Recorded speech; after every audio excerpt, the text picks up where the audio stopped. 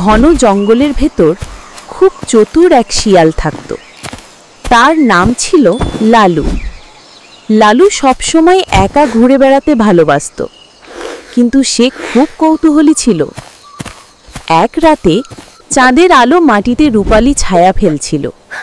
ঠিক তখনই লালু দূরে এক অদ্ভুত নীল আলো দেখতে পেল। আলোটা ক্রমে ঘুরে ঘুরে উঁচু নিচু হচ্ছিল। লালু আগে কখনো এমন আলো দেখেনি। সে ভাবল, এটা কি কোনো লুকোনো ধন, নাকি জঙ্গলের কারো জাদু? কৌতূহল সামলাতে না পেরে লালু সেই আলোর দিকে এগিয়ে গেল।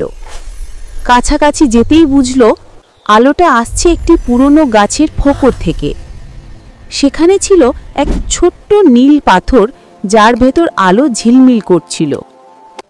লালু পাথরটা মুখে নিতে গেল, কিন্তু হঠাৎই ফোকর থেকে মৃদু এক আওয়াজ শোনা গেল, আমাকে ছুঁইও না, আমি জঙ্গলের রক্ষা কবচ। লালু ভয় পেয়ে লাফিয়ে পিছিয়ে গেল। তারপর ধীরে ধীরে জানতে চাইল, তুমি কে? পাথরটি বলল, আমি গাছের অভিভাবক আত্মা। যে আমাকে লোভে ছুঁতে যাবে তার পথ অন্ধকার হয়ে যাবে, কিন্তু যে আমাকে সম্মান করবে তাকে আমি পথ দেখাবো। লালু কিছুক্ষণ চুপ করে রইল।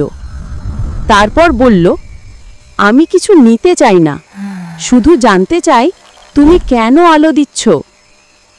আত্মা উত্তর দিল, জঙ্গলের প্রাণীদের পথ দেখাতে।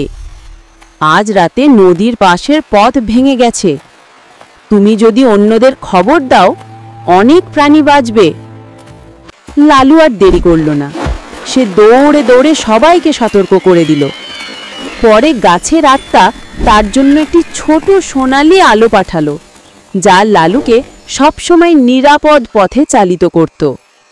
সেই রাতের পর লালু শুধু চতুর নয়, জঙ্গলের সবার কাছে একজন সত্যিকারের নায়ক হয়ে উঠল।